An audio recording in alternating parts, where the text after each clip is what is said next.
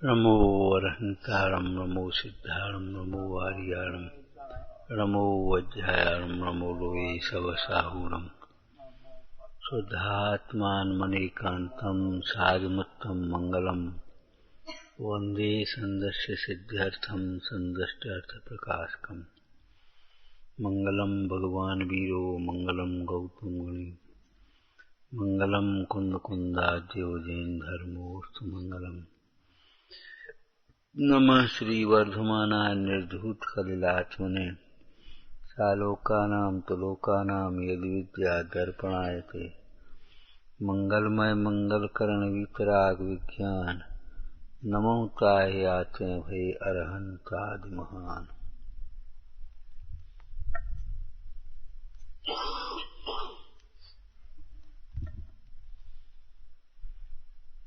कैसी सुंदर चर्चा है। सम्यक दृष्टि जीव पर द्रव्य को बुरा नहीं जानते।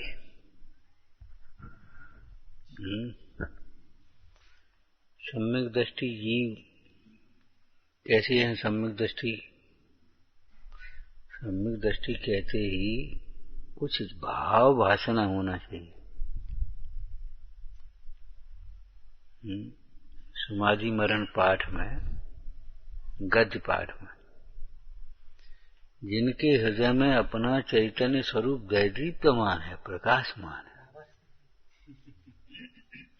सम्यक दृष्टि अर्थात जिनकी दृष्टि अपने स्वभाव पर है, जो अपने को निरंतर आत्मा रूप देखते हैं, ध्रुव रूप देखते हैं, अनादि अनंत देखते हैं, चैतन्य स्वरूप देखते हैं, आनंदमय देखते हैं, प्रभुता संपन्न देखते हैं, अनंत शक्तियों से भरा पूरा देखते हैं। उस स्वभाव की दृष्टि के बल से कोई भी पर्याय आती है, पर्याय तो आएगी, कोई प्रकार के संयोग मिलते हैं, उनमें उन्हें तन्मयपना भासता नहीं है। मतलब उन्हें ये नहीं लगता यही मैं हूँ। मनुष्य पर्याय मिल गई तो ये नहीं लगता मैं मनुष्य। देव पर्याय में गए तो ये नहीं लगता मैं देव। अब स्थूल दृष्टि से देखो तो धन हो गया तो उन्हें ये नहीं लगता मैं धनी। धन चला गया तो ये नहीं लगता कि मैं निर्धन,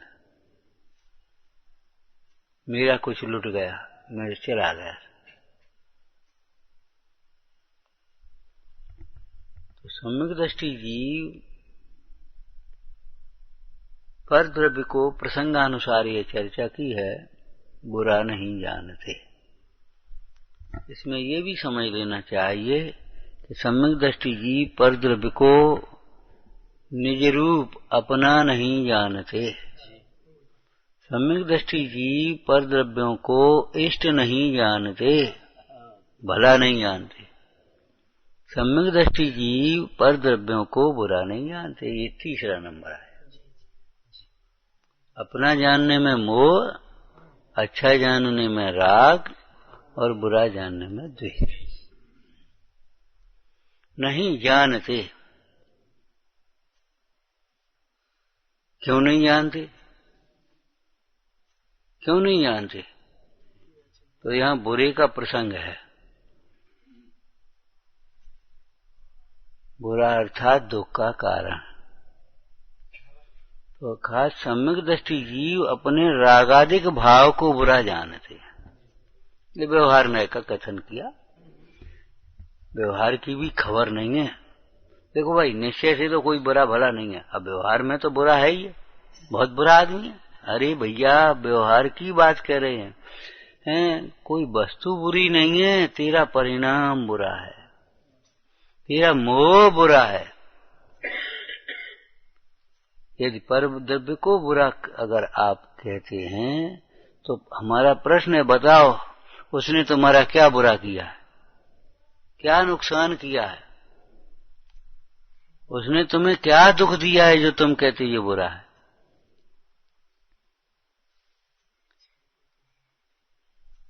इच्छा की पूर्ति, तुम्हारा उदय नहीं है। और अज्ञान फूटे घड़े की कोई, ये बताओ, फूटा घड़ा कुएं में डाला, अब वो खाली आया है, भैया कुएं में पानी नहीं है, ये आरोपण मिथ्या है, तेरा घड़ा फूटा है। इच्छा की पूर्ति पहले ही कहा जा रहा है संभव नहीं है। तूने इच्छा, तेरी इच्छा ही अनुचित है। एक बात बताओ, रावण की इच्छा पूर्ति नहीं हुई तो सीता का क्या दोष है? बताओ, रावण की इच्छा पूर्ति नहीं हो रही तो सीता का क्या दोष है? सीता का कोई दोष नहीं, तेरी इच्छा ही अनुचित है।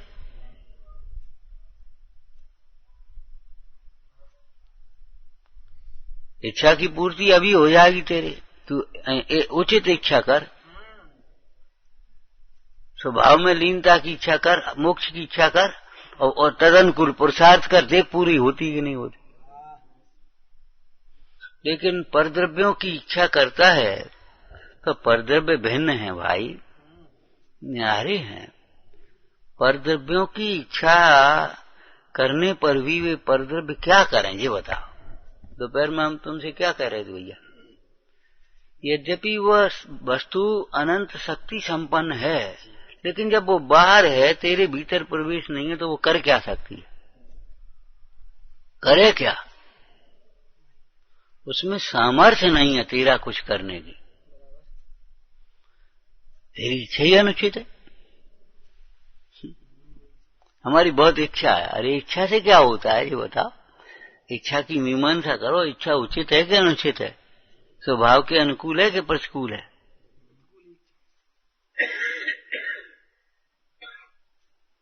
इच्छा की पूर्ति करके आज तक कोई सुखी नहीं हुआ।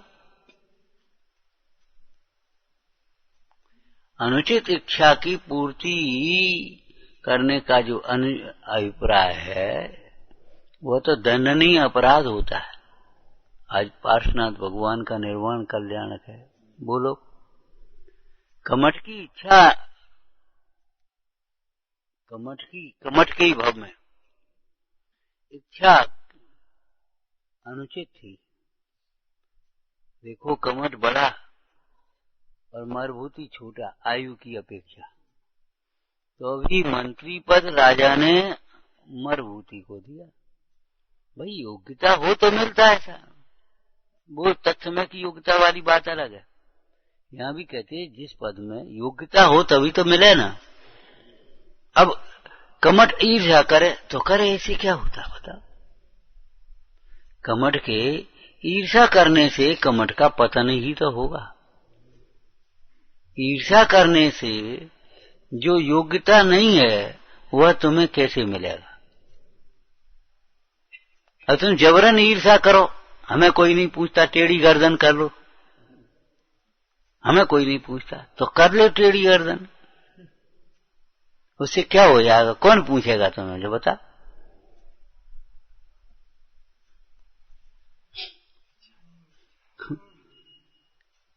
देखो इसी बात, अब कमठ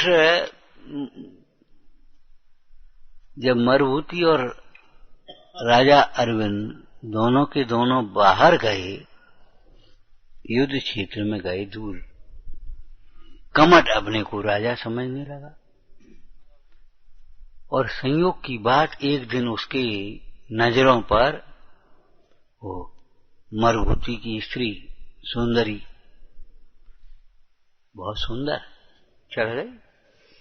अब उसने अनुचित इच्छा की, चलो इच्छा की पूर्ति भी हो गई तो सुखी हुआ? ये पूछो, ये बता। दंडनीय अपराध है, देश निकाला हुआ,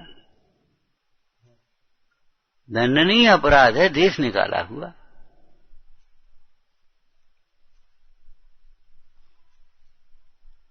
कसाय के बसीभूत होकर के पत्थर रख करके तप करने लगा।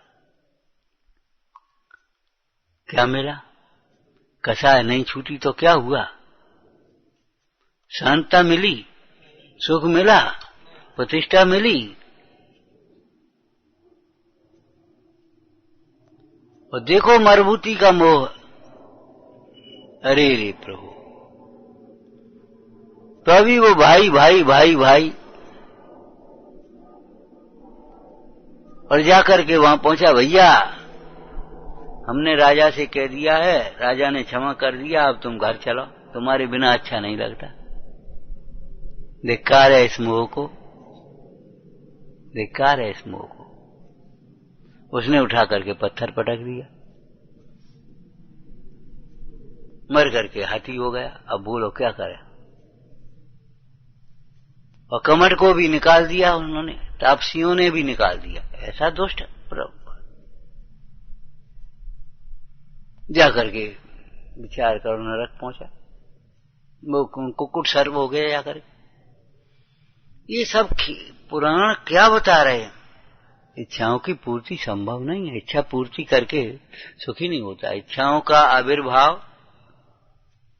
बोलो, इच्छाओं का आविर्भाव मोह के उदय में होता है। इच्छाएं मोह से, अज्ञान से उत्पन्न होती हैं। पुण्योदय प्रमाण पूरी होती हैं, ज्ञानोदय से अभाव होता है। पूर्ति के जितना पुण्य है उतनी हो जाए तो हो जाए, बाद बाकी पूर्ति से कोई हित नहीं। इच्छाओं की पूर्ति सुखी होने का उपाय नहीं है। इच्छाओं का अभाव सुखी होने का सच्चा उपाय है। तो क्या कहा? परद्रव्य जबरन परिणाम नहीं बिगाड़ता। सम्यक दृष्टि जीव परद्रव्य को बुरा नहीं जानते, अपने रागादिक भाव को बुरा जानते हैं। जो रागादिक भाव को बुरा जाना, सही श्रद्धा है आश्रम तत्व की है। और मोही जीव उस अपने दुख के मूल कारण रूप मोह रागादिक भाव को तो जानते नहीं, परद्रव्य को ही बुरा जानते हैं। किसी परद्रव्य को भला जानते हैं, ये उनका अज्ञान है। परद्रव्य को अपना मानना, भला जानना, बुरा जानना, ये तो अज्ञान भाव है।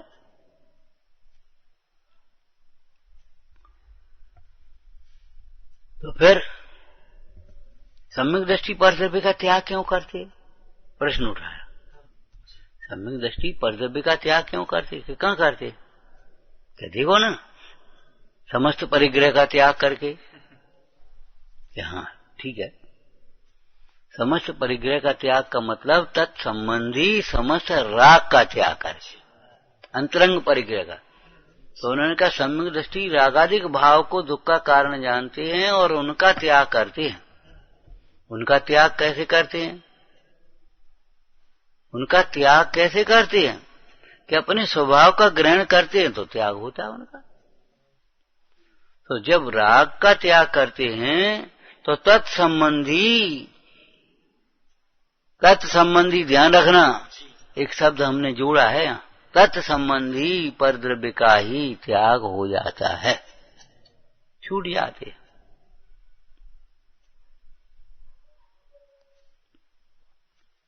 तत्संबंधी छूट जाते, इसका मतलब क्या है?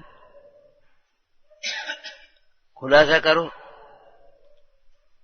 कि देखो, मिथ्यात्व परिणाम का त्याग होने से, विपरीत मान्यता छूट जाने से, कुदेव कुगुरु कुधर्म आदि के प्रति जो पूजा उपासना की भावना है, उनसे भला मानने की, बुरा का मानने की जो वृत्ति है, वो स्वयं छूट जाती है। तो फिर उनकी पूजा उपासना की प्रवृत्ति भी छूट जाती है। तो फिर उनके प्रति द्वेष हो जाता है कि ना, माध्य स्वभाव आ जाता है। माध्य स्वभाव हो जाता है। देवगुरु धर्म के प्रति भक्ति होती है, सच्चे देवगुरु धर्म के प्रति भक्ति भाव, और खुदेवादी के प्रति माध्य स्वभाव हो जाता, द्वेष भाव नहीं आता। इसी प्रकार अनंतानुबंधी राग द्वेष अथवा क्रोध मान माया लोभादिक छूट जाने से, अनंतानुबंधी कषाय मिटने से अन्याय की प्रवृत्ति छूट जाती है। अभक्ष भक्षण छूट जाता है, अन्याय के विषयों का भी त्याग हो जाता है। ठीक बात है। कुशील का त्याग होने पर स्त्री का त्याग होगा ही, नियम की बात। बताओ, है नाना प्रकार के शील विरुद्ध शौक श्रृंगार का त्याग होगा ही है। विपरीत भाव का त्याग होने पर विपरीत वचन और विपरीत चेष्टाएं, विपरीत संयोग भी छूट जाते हैं। अनंतानुबंधी मान का त्याग हो जाने पर देव गुरु के प्रति अभिमान की जो प्रवृत्ति है वो भी छूट जाती है। क्रोध छूट जाने पर उस पर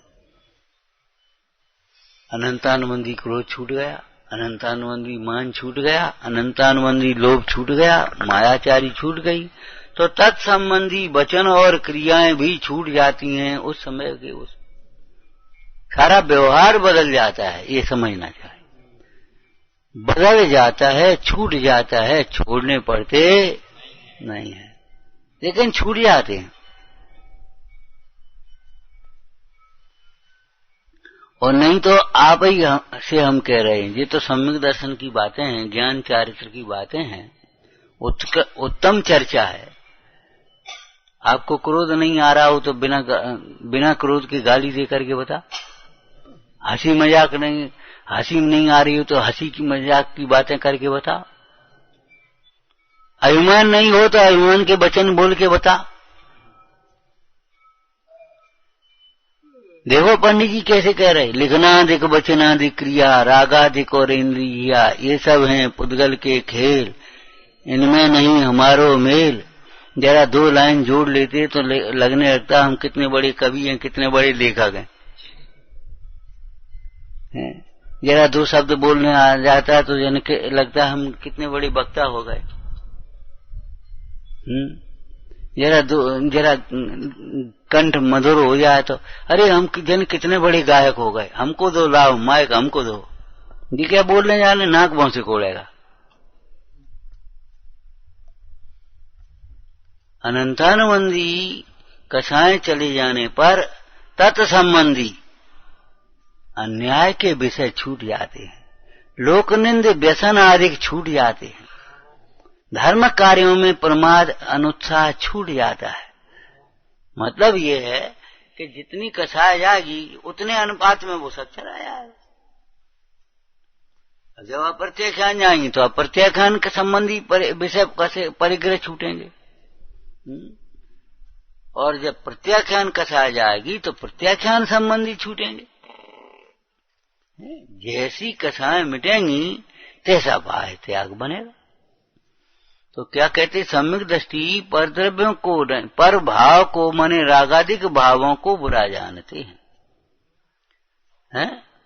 तो इसमें भी तीन बातें लगा लेना। ज्ञायक भाव को ही अपना जानते हैं, वीतराग भाव को ही भला जानते हैं, और रागादिक भावों को बुरा जानते हैं।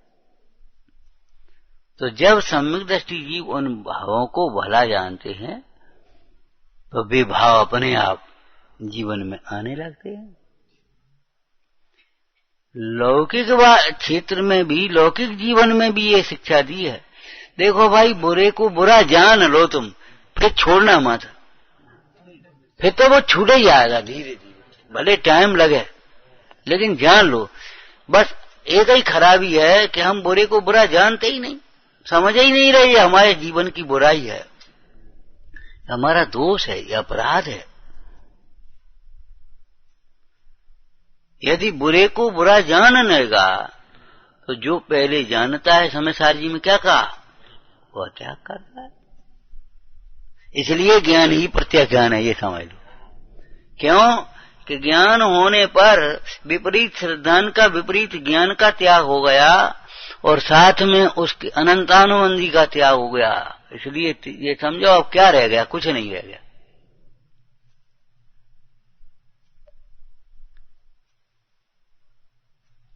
बहुत अभ्यास इस बात में करना है कि ये समझ में आ जाए कि ये पर है, ये हे है, ये बुरा है, ये उपाधि है। फिर देखो त्याग का मार्ग प्रारंभ हो गया। ज्यादा दिन नहीं रहेंगे, ये हमारी प्रवृत्ति गंदी है, अच्छी नहीं है, बस इतना समझ लो। बस वो प्रवृत्ति छूटने लगेगी, और जब तक ये लगेगी ठीक तो है, ठीक तो है, ठीक तो कर रहे, ठीक तो कर रहे, तो पूरे जीवन भर नहीं छूटेगी, अनंत जन्मों में नहीं छूटेगी। अज्ञान का त्याग हुए बिना अज्ञानमय भाव कैसे छूटेंगे? ज्ञान हुए बिना ज्ञानमय भाव कैसे आएंगे? हम कई बार कह देते हैं, देखो आज लोगों में बादशाह नहीं है, स्थितिकरण नहीं है, उपगुण नहीं है, इसमें कोई आश्चर्य थोड़ी है। क्यों? ये सम्यक दर्शन के गुण है। सम्यक दर्शन होने पर ये प्रकट होंगे, और जब सम्यक दर्शन है ही नहीं तो कहां से प्रकट होंगे? चरणान योग से भी देखो तो तुम्हें देव गुरु धर्म के प्रति श्रद्धा ही नहीं है, भक्ति ही ना, कहां से भक्ति आएगी?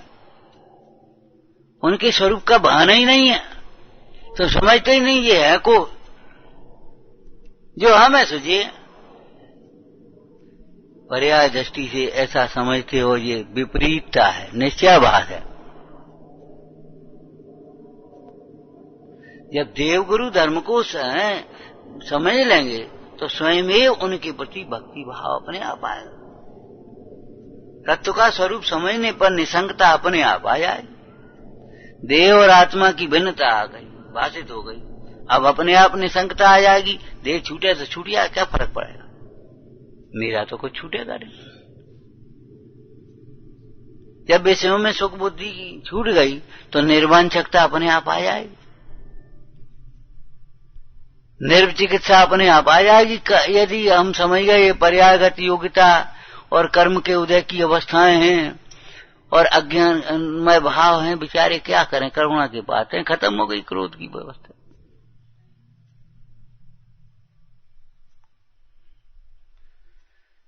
सम्यक दर्शन होने पर सम्यक दर्शन के गुण स्वयं ही प्रकट आया। मिथ्यात्व की भूमिका में वे कैसे आएंगे? कैसे आएंगे? पढ़ पढ़ करके तुम सोचे करना भी चाहो तो कभी होगा कभी नहीं होगा, ऊंचा नीचा, कुछ का कुछ। जो सम्यक चारित्र में जो अन्यथा स्वरूप में लिखे ना, सम्यक दर्शन के ज्ञान चारित्र के अन्यथा स्वरूप वैसे होंगे।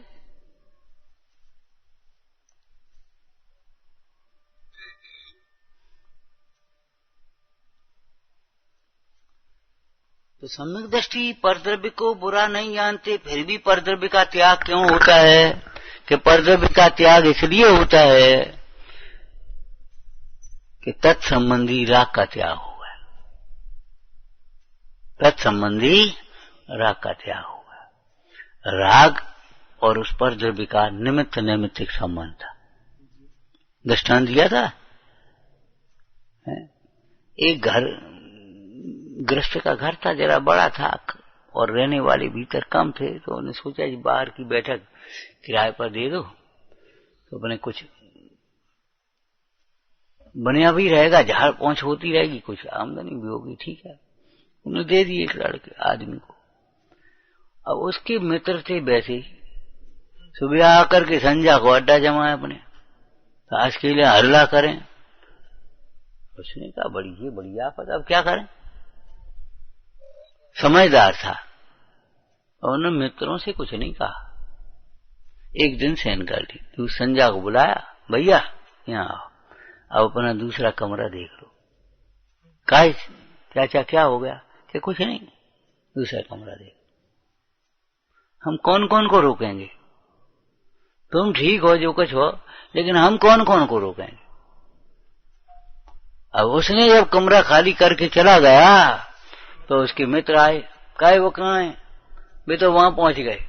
तो जहां पहुंच गए तहीं जाएंगे, तो ये कर्म भी जहां मोह होगा तहां जाएंगे, राग होगा तहां जाएंगे, द्वेष होगा तहां जाएंगे, तुम्हारे आत्मा के पास नहीं आएंगे।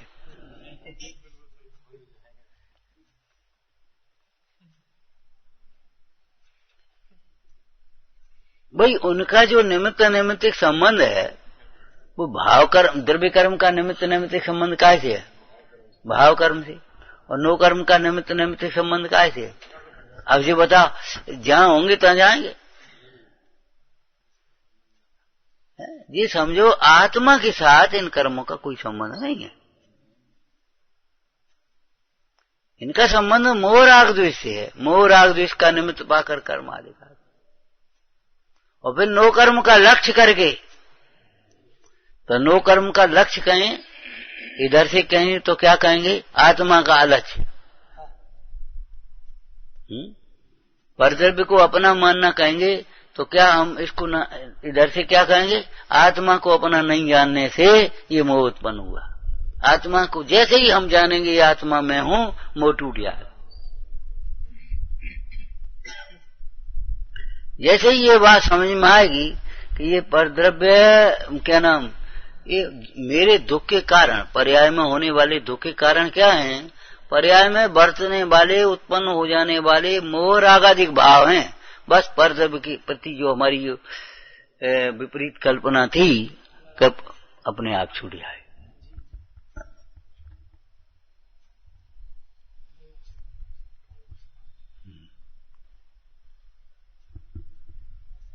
अपना रागादिक भाव को बुरा जानते हैं। देखो व्यवहार में भी कितना है, कहाँ है, जो अपने रागादिक भाव को बुरा नहीं जानते और ये कहते ये बहुत बेकार आदमी, ये बहुत बेकार आदमी, ये हट जाए तो काम बन जाए। भैया किस किस को हटाओगे? अनंत बार सुखी होने की अभिलाषा से द्रव्य बदला, शरीर और संयोग, क्षेत्र बदला, काल बदला, भव्य बदला, और थोड़े बहुत भाव भी बदल गए, मंद तीव्र कसाय रूप। अथवा क्रोध छूटा तो मान आ गया, क्रोध थोड़ा मंद हुआ, मान बढ़ गया। क्रोध तो थोड़ा मंद हुआ और मान बढ़ गया। अब सामने किसी को क्रोध आया तो मानता ये तीव्र कसाई है, और अपने को मान है तीव्र, सो मानता ही नहीं कि हम तीव्र कसाई। ये तो तेरी उन्नति नहीं हुई भाई। हाँ, थोड़ा सा क्रोध मंद हुआ तो मान बढ़ गया तुझे, लोभ मंद हुआ मान बढ़ गया। क्यों भैया? लोभ मंद हुआ, दाना दिख दिया और मान बढ़ गया, तो बताओ लाभ क्या हुआ, ये बताओ है? अरे घटने का मतलब तो ये है, क्रोध आदि समस्त कथाएं घटे उसी अनुपात।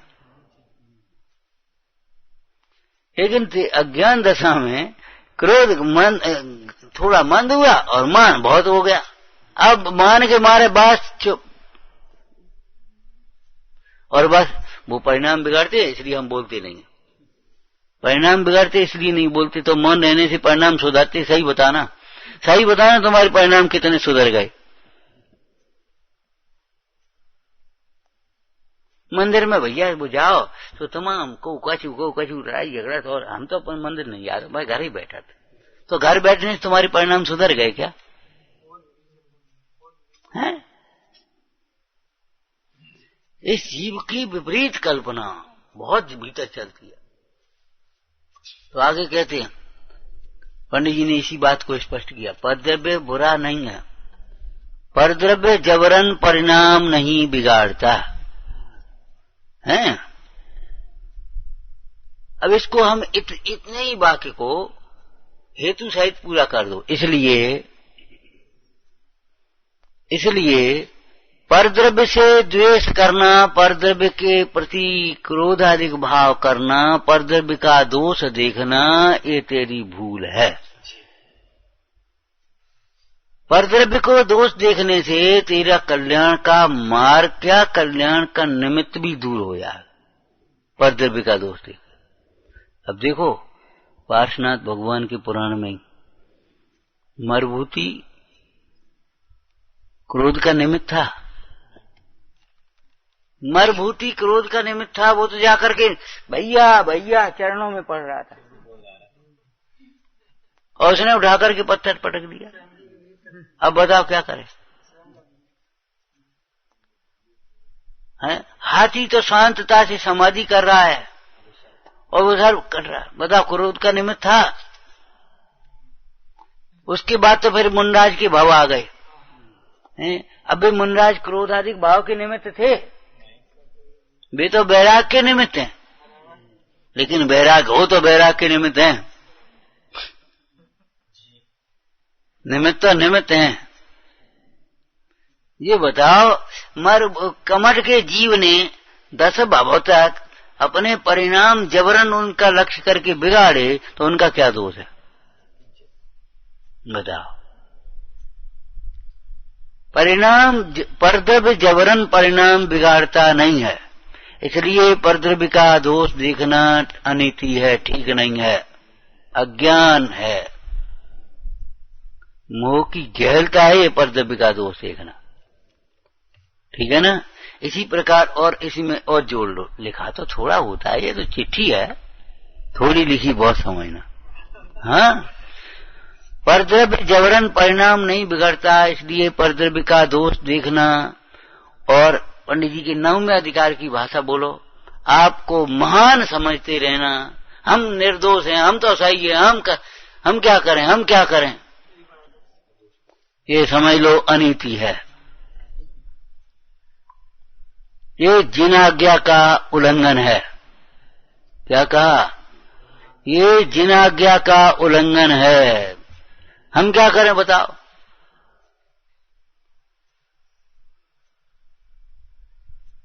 कसाय के प्रसंगों को टालता है। अरे कसाय के प्रसंगों को टालता है, कसाय के मूल कारण अज्ञान को और अभिमान को टालता नहीं है।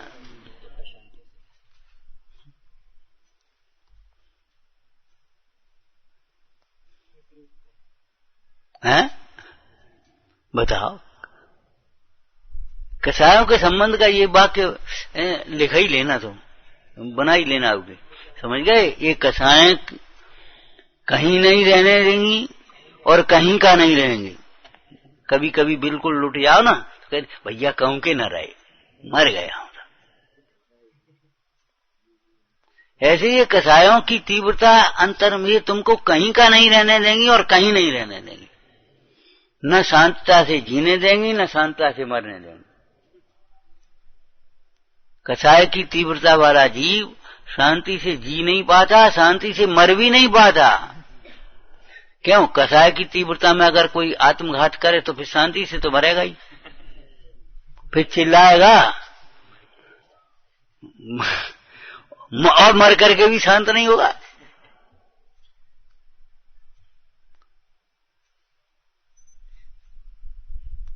सुखी होने के लिए कुछ बदलने की जरूरत नहीं है कि संयोग बदलो, कि क्षेत्र बदलो, कि काल बदलो। अरे सुखी होने के लिए केवल दृष्टि बदलो, अपने विचार बदल लो, बस अपने यहीं सुखी हो जाओगे।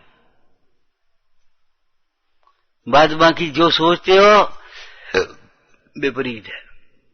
तो परद्रव्य जबरन परिणाम नहीं सुधार देगा, ये कह रहे। इतने बढ़िया स्थान में भी परिणाम नहीं सुधरे तो अब अपन क्या करें बोलो?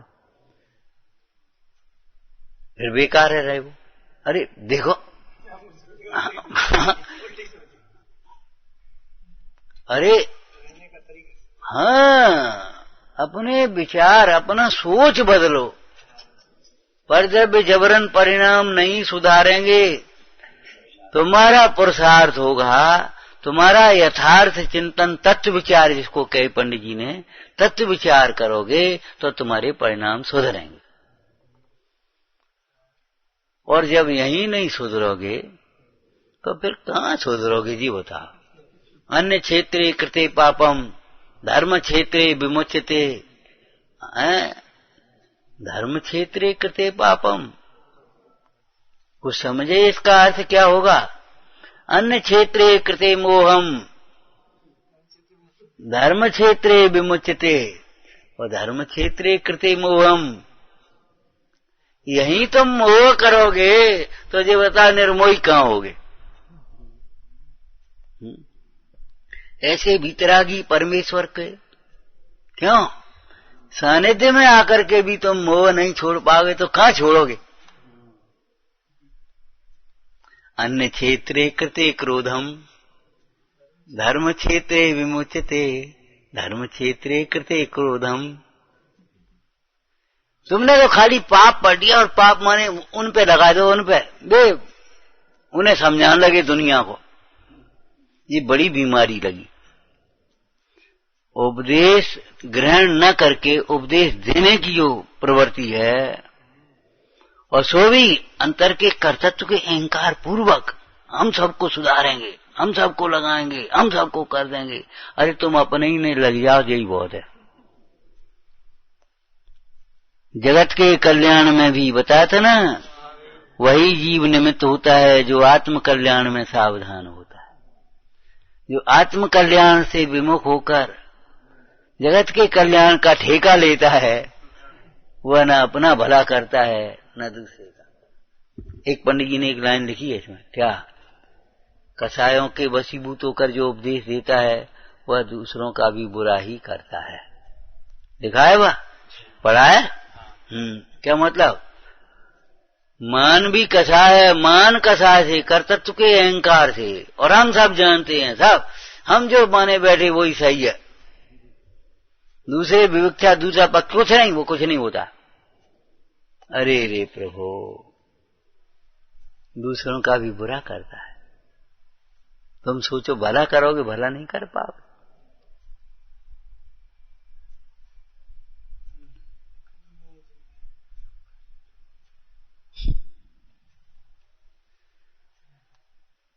देखो भाई, कल्याण करना है तो बैठे एकांत चित एक ठौरान ले, तेरो चित तेरो घट सरता में तू ही है कमलिया को, तू ही मध कर विश्वास पहचान दे। जिन शास्त्रों को अपन यहाँ बैठ करके बांच रहे हैं, हम कई बार कहते प्रवचनों को सामूहिक रूप से मत दोहराओ, और नहीं तो एक दूसरे को समझाओगे और अपन को मेहनत मानोगे। अकेले में बैठ करके विचार करो। पंडित जी की लाइन याद रखो, ऐसा दोष अपने में हो तो दूर कर लेना, औरों के दोष देख देख करके उन्हें हीन समझना और अपन को महान समझना, ये विपरीतता है। ये तो कर्म के उदय की स्थितियां हैं, इनमें क्या दाम है? जब तुम्हारे परिणति में होने वाले दो औदैहिक भाव हैं, तो दूसरे की परिणति में होने वाले दोष भी तो औदैहिक भाव हैं। नहीं नहीं, उनके नहीं औदैहिक भाव। बताओ, सोचो। परद्रव्य जबरन परिणाम नहीं सुधार देंगे, इसलिए बोलो, दूसरों के भरोसे मत रहो। मुख्य मार्ग दूसरों को देख देख करके या दूसरों के भरोसे नहीं चला जाता। दूसरों के ही भरोसे मत रहो, ध्यान रखना। परंतु साधवा शैली से इसका इतना ही अर्थ लेना, यहाँ दूसरे का दोष देखने का और दूसरे के भरोसे रहने का निषेध किया है, दूसरे की निमित्तता का निषेध नहीं किया। ध्यान रखना। समयसार जी टीका करते हुए अमृतचंद स्वामी क्या कह रहे हैं? यद्यपि परद्रव्य बंध का कारण नहीं है, तो भी बंध का आयतन है, इसलिए उसे त्याग करना ही चाहिए। अध्यवसानों के त्याग के लिए पर वस्तु का त्याग कराया है। ये स्थूल शैली है, चरणान योग की शैली है भाई। जैसे दृष्टांत बोलो, बादाम के भीतर के छिलके को निकालने के लिए ऊपर का छिलका तोड़ना जरूरी है।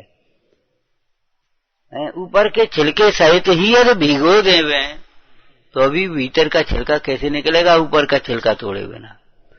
अरे ऊपर का छिलका तोड़ने के बाद भी भीतर का छिलका अलग करने के लिए अलग पुरुषार्थ करना है, पानी में भिगो करके। और तू तो ऊपर का छिलका तोड़े बिना ही वो भीतर का छिलका अलग करना चाहता है। अरे बाह्य परिग्रह का त्याग करके भी अंतरंग परिग्रह के त्याग के लिए खूब ज्ञानाभ्यास करना है, अंतरंग ज्ञानाभ्यास करना है। और तू तो परद्रव्य का बाह्य परिग्रह का भी त्याग किए बिना और अब जबरन कुछ बातें करके अपने को त्याग। अरे मैं है ही नहीं, मोह तो मैं है ही नहीं। अरे मोह नहीं है तो का मोक्ष है? मतलब क्या कहना चाहते हो तुम? माने मन कसा नहीं है, मन कसा नहीं है तो का है? गुस्सा नहीं है, गुस्सा नहीं है तो का है? दोष को स्वीकार करने में भी कितनी मायाचारी है। और माया गूंगी होती है, जो चुप रह जाते हैं दोषों के प्रसंग में। नियम से समझना चाहिए अनंतानुबंधी माया है। विशेष रूप से इस धर्म क्षेत्र में हमने कुछ कही और तुमने ये नहीं कह पाया, हाँ गलती तो है, गलती तो हो गई, और चुप रह गए। इसका मतलब ये है अनंतानुबंधी माया काम कर रही भीतर। क्यों? ये धर्म क्षेत्र है, लौकिक क्षेत्र की बात बहुत दूर है।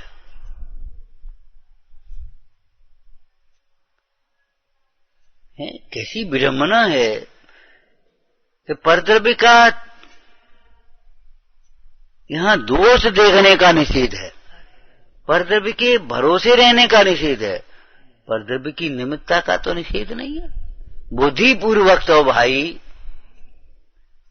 खोटे संग का त्याग करके सत्संग में रहने का ही विधान है। हम आपको कितना कहते हैं, तीर्थंकर भी जंगल में गए और मौन भये। तुम क्या करोगे? तुम यहीं रह करके वीतरागता पूरी करना चाहोगे?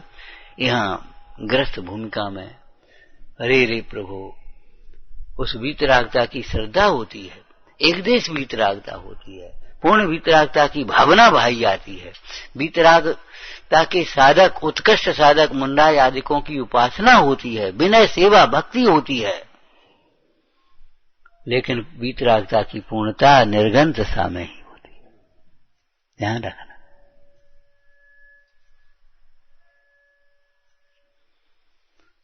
स्वयंभू स्तोत्र में लिखा है, बोलो, हे भगवान, अहिंसा परम ब्रह्म है, उस अहिंसा की प्राप्ति माने पूर्णता के लिए आपने दोनों प्रकार के परिग्रह का त्याग किया। इन्हीं अमृतचंद स्वामी ने फिर पुरुषार्थ सिद्धिपाय में लिखा, यद्यपि सूक्ष्म बिना हिंसा, ऐसा लिखा है। क्या सूक्ष्म भी, इतनी भी हिंसा नहीं है परद्रव्य के घात से, लेकिन फिर भी हाँ परिणामों की निर्मलता के लिए उस परद्रव्य के घात का त्याग करना चाहिए। स्वच्छंद प्रवर्तन नहीं करना चाहिए, जिद नहीं करना चाहिए, स्वच्छंदता नहीं। स्वच्छंदता माने मनमानी मत करो भाई, मनमानी मत करो।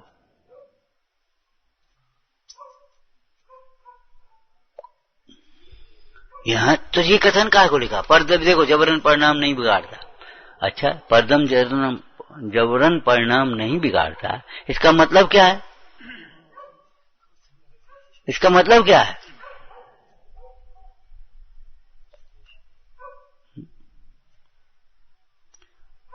लौकिक में ये प्रयोग करो तो हम जाने, लौकिक में तो प्रयोग नहीं करोगे। वो सर्दी लग जाएगी, जरा जल्दी ठंड में मत निकलो, वो जुकाम हो जाएगा, ये चीज मत खाओ। क्यों? परद्रव्य जबरन परिणाम नहीं बिगाड़ता ना। वहां तो सवेरे निमित्त नैमित्त घटा लोगे और कर्ता कर्म मान करके, और यहाँ निमित्त नैमित्त का भी निषेध करोगे। ये चतुराई नहीं है, ये मायाचारी है, तुम्हारी अनंतानुबंधी माया है। इसमें क्या हो गया? इसमें क्या हो गया? अरे तो जो जिनवाणी में कहा है उसी के अनुसार प्रवर्तन कर लो, मान ही ले उसको। लेकिन इस जीव को अनंतानुबंधी मान होने के कारण अपनी मनवाने की प्रवृत्ति रहती है, स्वयं मानने की प्रवृत्ति कम रहती। तो यहां जो कह रहे परद्रव्य जबरन परिणाम नहीं बिगाड़ता, स्वयं के परिणाम बिगड़े, तो अब भाव बिगड़े का क्या मतलब हुआ? फिर बिगड़े में कारण फिर घटो, वो कारण तो उसने तो बिगाड़े नहीं है, तो बिगड़े हैं ही, तो फिर कोई कारण होगा कि नहीं? अब इस बात को पूरा करो। पूरा का मतलब ये नहीं है टोटमल जी ने अधूरा लिखा है, इस बात को मैं जोड़ो, पूरा करो। जब परिणाम बिगड़े, जब अपने अज्ञान से, अपनी विपरीत कल्पना से परिणाम बिगड़े, तो परद्रव्य निमित्त मात्र है।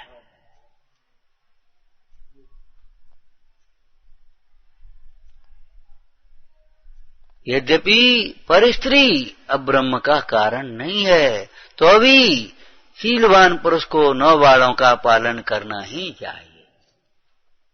लेकिन बिना तत्व ब्रह्म भाव अंतर लखे बिना है, केवल 9 बाणों का पालन करके ऐठना नहीं चाहिए, हम बस हो गए ब्रह्मचारी। देखो हम तो 9 बाण का पालन करते हैं। अरे आगे तो लिखो, शील बाल 9 राग ब्रह्म भाव।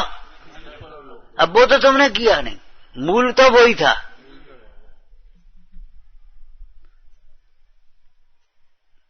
दोनों नयों को मत छोड़ो, व्यवहार नए छोड़ोगे तो तीर्थ का लोप होगा और तत्व का लोप होगा। कहां से ब्रह्मचर्य को प्राप्त करोगे? परद्रव्य जबरन परिणाम नहीं बिगाड़ता। जब अपने भाव बिगड़े तो इसको पूरा कर लिया। जब अपने अज्ञान से, नंबर 2, विपरीत कल्पनाओं से परिणाम बिगड़े तब परद्रव्य निमित्त मात्र है। इसलिए परद्रव्य का परिणाम, परद्रव्य को दोष भी मत देना और विपरीत कल्पना मत करना। क्यों भाई? सीता जी का रूप बहुत सुंदर था, रावण ने ऐसे देखा और परिणाम बिगड़ गए। तो इसमें बताओ रावण का क्या दोष? तो हम पूछ रहे हैं, लंका में हनुमान जब गए तो उनके परिणाम तो बिगड़े ही नहीं, और लक्ष्मण रोज उनके साथ वहीं रहते थे, क्यों उनके परिणाम नहीं बिगड़े? इसको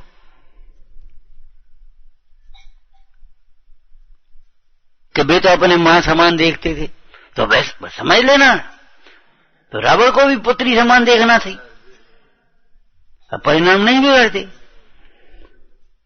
तो जी बताओ, रावण के अंदर में जो परिणाम बिगड़े उसमें सीता का कितना दोष है?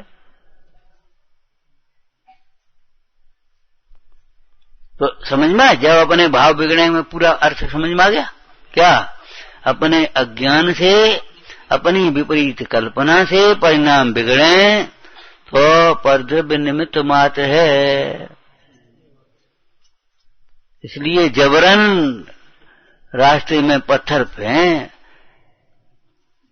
फैलाना नहीं, और रास्ते में पत्थर पड़े हों तो देख करके चलना। ठोकर लग जाए तो केवल पत्थर को ही दोष मत देते रहना। क्यों? ठीक है ना? अरे समझदार और करुणाशील व्यक्ति तो वे रास्ते के पत्थर उठा करके, जाने किन किन को लगेगा भैया, उठा के अलग कर देते। ऐसे विवेकी जन तो उस परिग्रह को त्याग करते। कसाय को तो छोड़ते ही हैं, लेकिन कसाय के निमित्त पंच इंद्रिय के विषयों का भी त्याग करते हैं, परिग्रह का भी त्याग। जैसे लौकिक में आपने कुछ कथन पढ़ा है, विवेकी जन विपत्तियों को जबरन बुलाते नहीं, वो आ जाए तो घबराते नहीं हैं। आ जाए तो, अब आई गई तो फिर आप घबराए का काम चले, आया फिर सामना करते साहस पूर्वक। ऐसे ही जबरन कुसंग में रहते नहीं, और कुसंग जबरन आ पड़े कर्म के उदय में तो विपरीत कल्पना करके अपने परिणाम बिगाड़ते नहीं।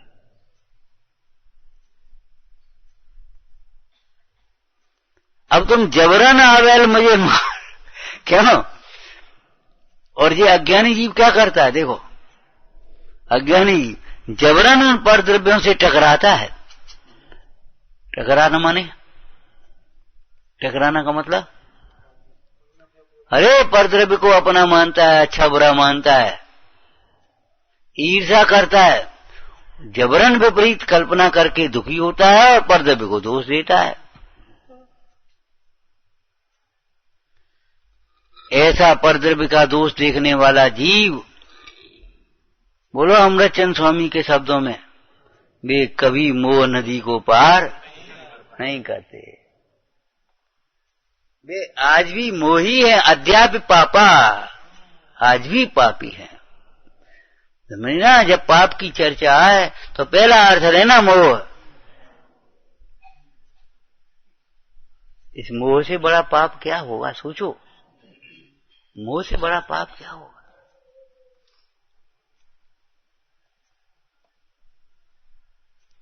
तो परद्रव्य जबरन परिणाम बिगाड़ते नहीं। जब अपने परिणाम या अपने भाव लिखा है, जब अपने भाव बिगड़े तो परद्रव्य निमित्त मात्र है। तो भाव बिगड़ने तो कैसे बिगाड़ते होंगे जब वो नहीं बिगाड़ता तो? हैं? मालूम है? अमृतचंद स्वामी का संस्कृत का शब्द बोलो, स्वस्यापराधात,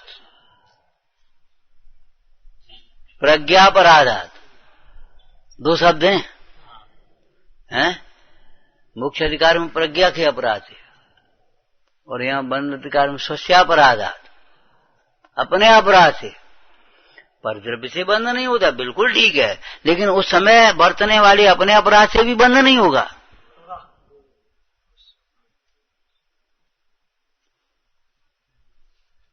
इसलिए इस अपराध प्रवृत्ति को छोड़, परद्रव्य का अपराध देखता है और उस ओट में अपना अपराध छिपाता है। परद्रव्य के कभी ये लगता ही नहीं है कि हमारा ये वर्तन अयोग्य है, हमारी श्रद्धा विपरीत है, हमारा चिंतन विपरीत है।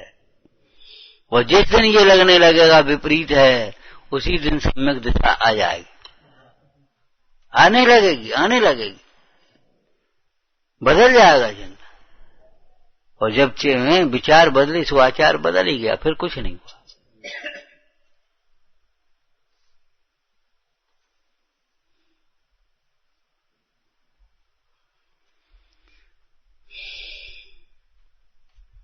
अनुकूल निमित्तों में थोड़ी बहुत क्रोध आदि की मनता हो जाए, परिवार आदि की से दूर होने पर थोड़ा सा मोह मंद सा दिखाई दे, इतने मात्र से संतुष्ट मत हो जाना, इतने मात्र से संतुष्ट मत हो जाना।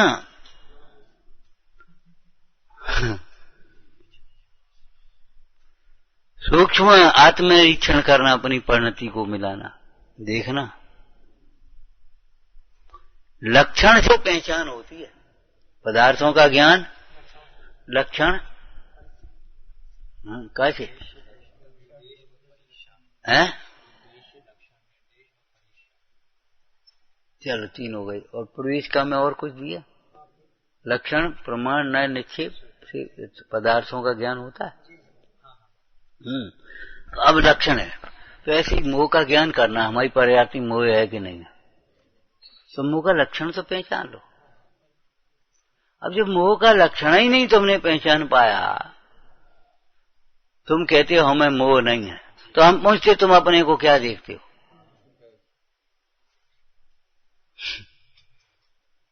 अरे भाई, अपने को आत्मा ना समझना ये मोह है, शरीर को अपना समझना मोह है। अब यहां से चलेगी परिपाटी पूरी।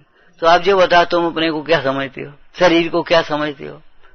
दुख को क्या समझते हो? दुख का कारण किसको समझते हो? बताओ। जब तुम्हारे अंदर में विकल्प आए तो यही आता है, इनके कारण परेशान है, इनके मारे हैरान है हम।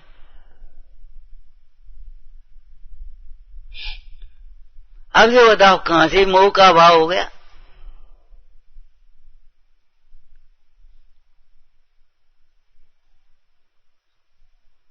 जरा सी कोई बीमारी हो जाए, तकलीफ हो, और कोई दवाई मान लो 4-6 दिन में कोई दवाई करी, सो फायदा नहीं। अरे कछु ऊपर चक्कर है, कहीं ऊपर चक्कर है। मैंने आप बताओ कहां का मोह का भाव कैसे हो गया? तुमने मोह का लक्षण पहचाना कुछ है? सोचो समझो विचार करो भाई, लक्षण से मोह को पहचानो। बिन जाने ते दोष गुणन को कैसे तजिएगा ये? या तुम्हें लगता ही नहीं है ये हमारा मोह है, ये हमारा क्रोध है, ये हमारा मान है, अहंकार है, ये हमारा लोभ है, ये हमारी मायाचारी है।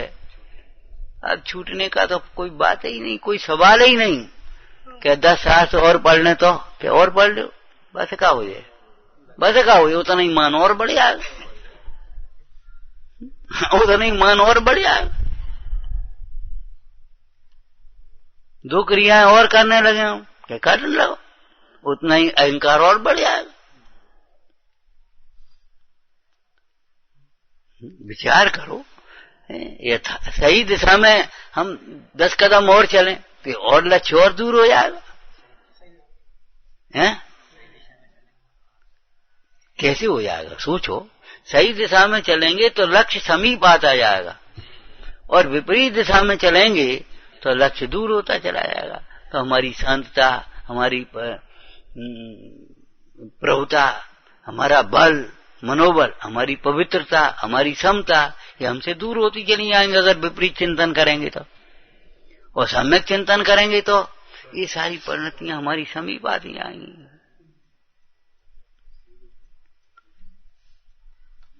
विचारना। ओम नमः सिद्धि।